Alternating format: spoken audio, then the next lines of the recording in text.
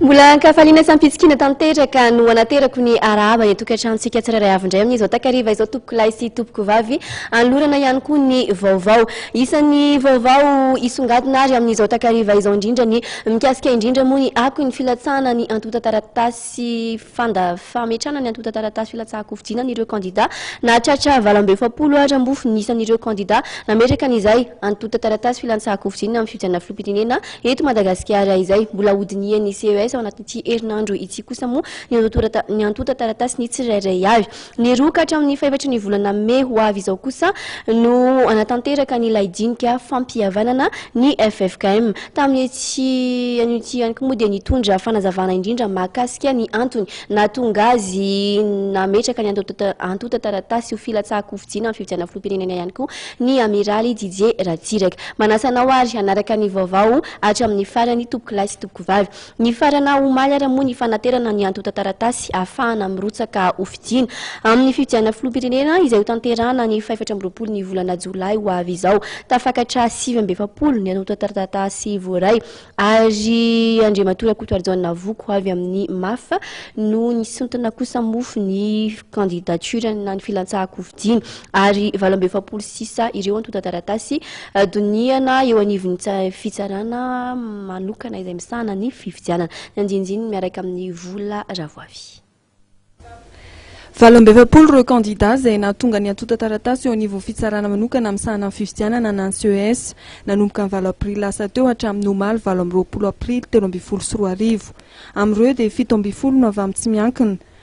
amin'ireo 20 ireo dia enina ny vehivavy anisan'izany Rabeary Sosara avy amin'ny antoko maitso Asy Madagasikara Dr Rabemanatsoa Brigitte avy amin'ny antoko MP Ravalomanana Rakotony Rainilalao avy amin'ny ankolafy Ravalomanana Ramamonjy Arivola Sabine Savaron Malala Rasolo Arvoango Roseline Lema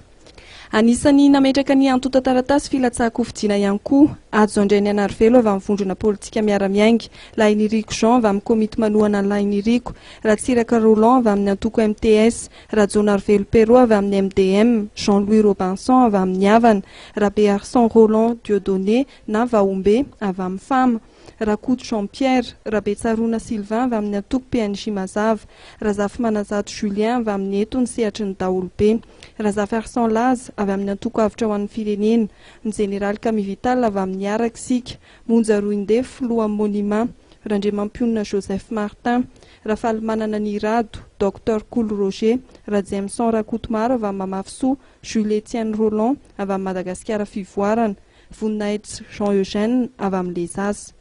vonina ifaninana amin'ny fifidianana filoham-pirenena ary nametraka ny antota taratasiny teny amin'ny CES ihany koa Clément Ravalson ny filohan'ny aminy professeur Alain Tendrazana Arivelo atokeny Rajonary Patrick Ratsimba Lezava Fleury Rabarsan filohan'ny antoko Arena Ratsiraka Didier avy amin'ny Arema Rakoto Malala Marcel Fleury avy amin'ny Miami Douf Michael Brechard avy amin'ny Mime Randriamanatsoa Taber avy amin'ny Kitana Noelson William Rakoto Mahanina Andreniaina Franklin James ny Général Ratrimo Arvonigy Razafy Richard Rakoto Fring Faharo Ratsimba Alsan ao ihany koa ny professeur Narsan Stéphane Fetsan Rakoto Andrenirina avy amin'ny RDS Ratrema William avy amin'ny Patram Masgam Rasolo Sandolin Mboaza Géphanie Tsimaneky Rarmanana Patrick avy amin'ny Vitatsika io Rakoto Artsif Aina Simbola avy amin'ny Malagasy Miray sy Mifankaty Tina Soufredi David Andriaparany Benjamin avy amin'ny FFF Anthony Ndakana ary Razafindrava Edgar Marie Noé avy amin'ny antoko TGV nahatonga ny antota taratasy filatsahakofidina teo amin'ny CES saingy ny sitony izany omaly Rakoto Arjona Voko avy amin'ny MAF ny antota taratasin'ireo kandida 20 kosa dia dinian'ny CES nanomboka tamin'ny nandraisana azy ary ty androm-panjakana ity dia manana 10 andro aoriana amin'ny fikatoana amin'ny fehim-potoana fametrahany ny antota taratasiny izany hoe ny zoma telo meo avy izao farafatarany no amoahana ny lisitra izay tena afaka hiatrika amin'ny fifidianana fihodinana voalohany amin'ny 24 Jolay ho avy izao